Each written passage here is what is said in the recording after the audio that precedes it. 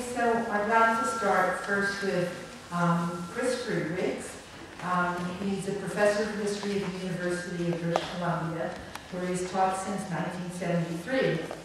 His areas of special expertise include the history of European cities and the history of Jews in Germany. And he's published 4 books, the most recent of which is A Jewish Youth in Dresden, the Diary of Louis Lesser. So he's been active for many years in the field of Holocaust education, and Chris and his family are members of Temple Sholom.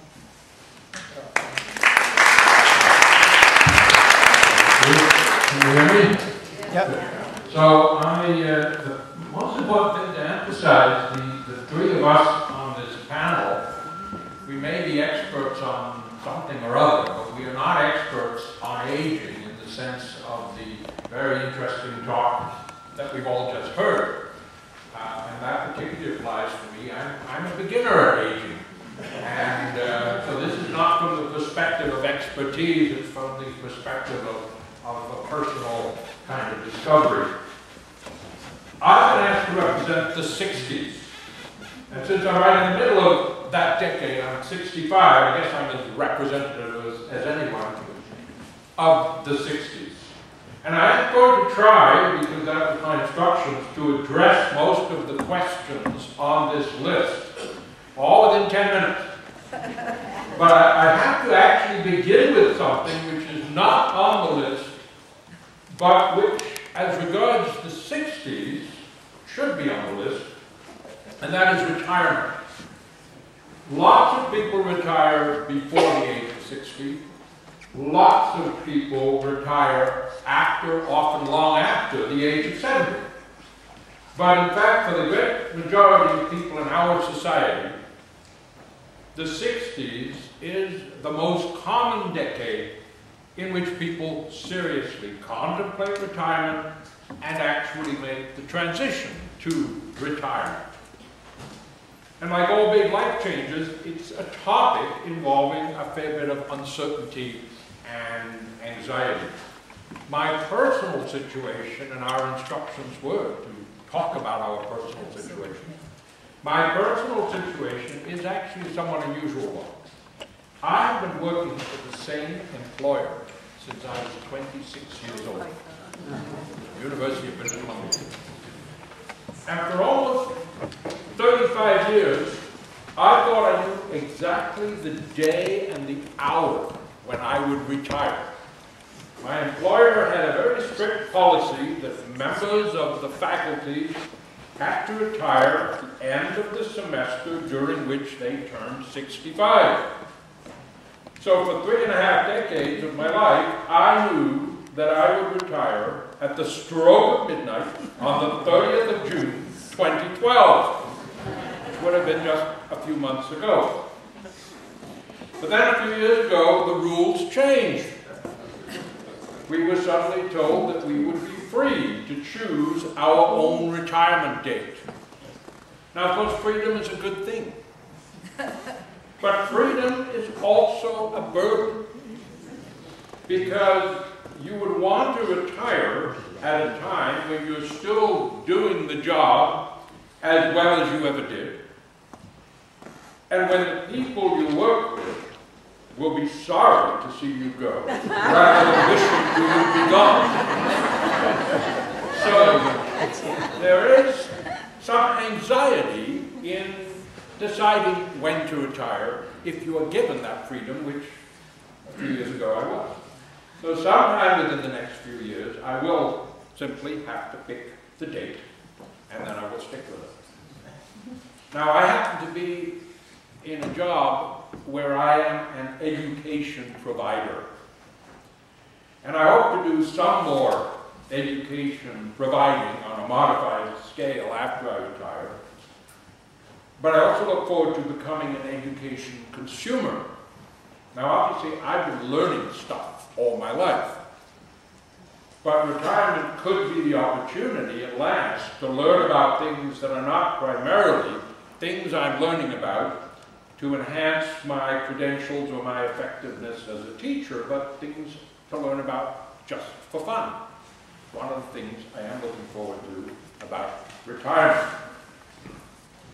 Obviously, in your 60s, you spend a lot of time thinking about your health.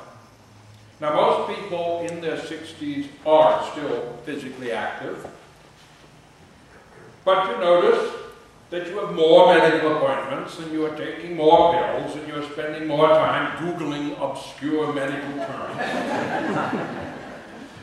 And you also spend more time contemplating the fact that even if you are healthy now, you may not always be.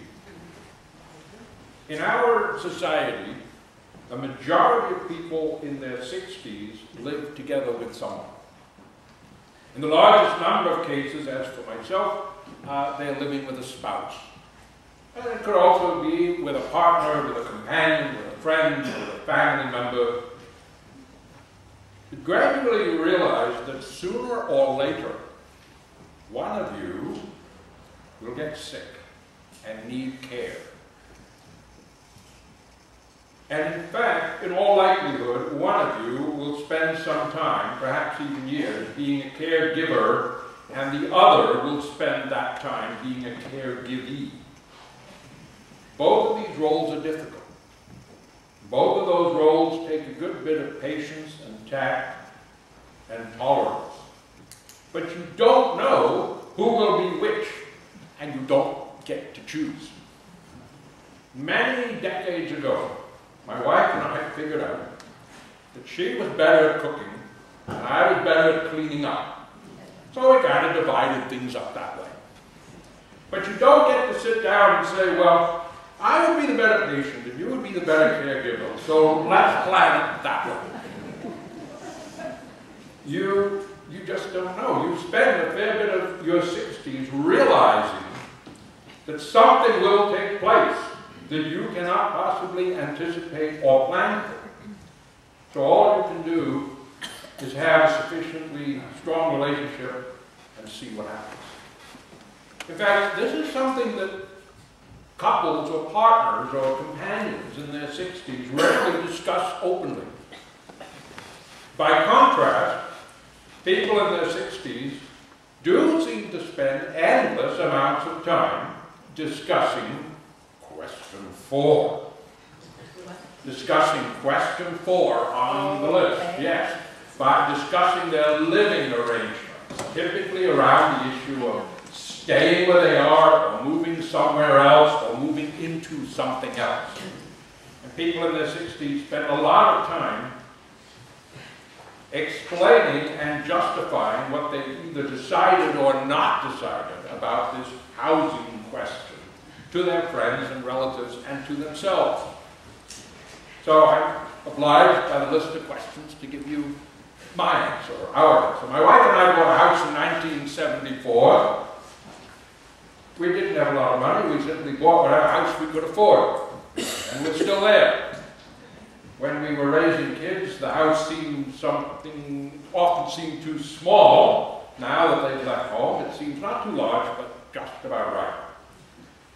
When we bought the house back in our 20s, we didn't even think about the fact that all the main things we need, living, dining, kitchen, master bedroom, bathrooms, workspace, all happen to be on the same floor. Now, we look down the road to some mobility issues, that thing that we hadn't even noticed, so to say, when we bought the house, seems very convenient. We have a low-maintenance garden, we have spare rooms for children and grandchildren when they visit, and that's actually, this visiting factor is something that I notice not everyone that talks about downsizing has always fully addressed. You want to live in a place where it's not just room for yourself, but room for others, especially relatives who may come to visit. In our particular case, we hope to stay in the house that we're now in for a long time. This touches on the fact that people in their 60s are often parents, but typically their children no longer live at home. Of our 3 kids, our 2 sons live in Vancouver, our daughter and son-in-law and grandchildren live in New York. Fortunately, we travel a lot, and so do they. All the more important because our grandchildren do not like Skyping with their grandparents. They're old-fashioned grandchildren. They like cuddling on the sofa or sitting in a chair being read to by real grandparents. Of course, long-distance, airplane-dependent grandparenting has challenges. Health changes could make travel more difficult. The fossil fuel crisis may finally catch up with us, but you can't plan for everything. You want your kids to live where they should live because one would sooner have a happy child 3,000 miles away than an unhappy child down the block. Okay, I'm on my last page. Obviously, people in their 60s have to deal with losses of friends or relatives. This is a challenge for people at every stage of life. I'm not sure it's more difficult when you're in your 60s.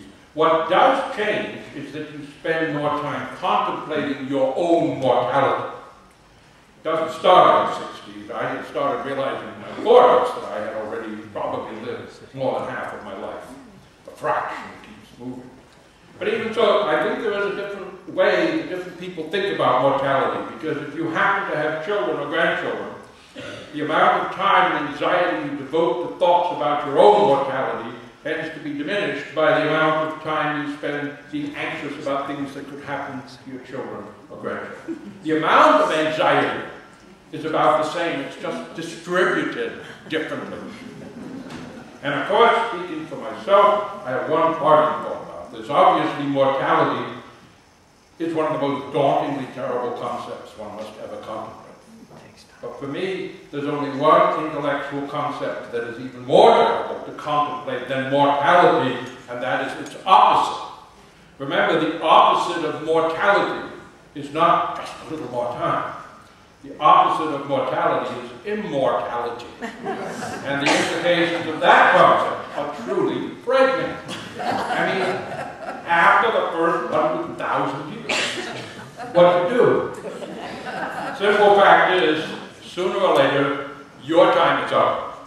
Right now, my time is up.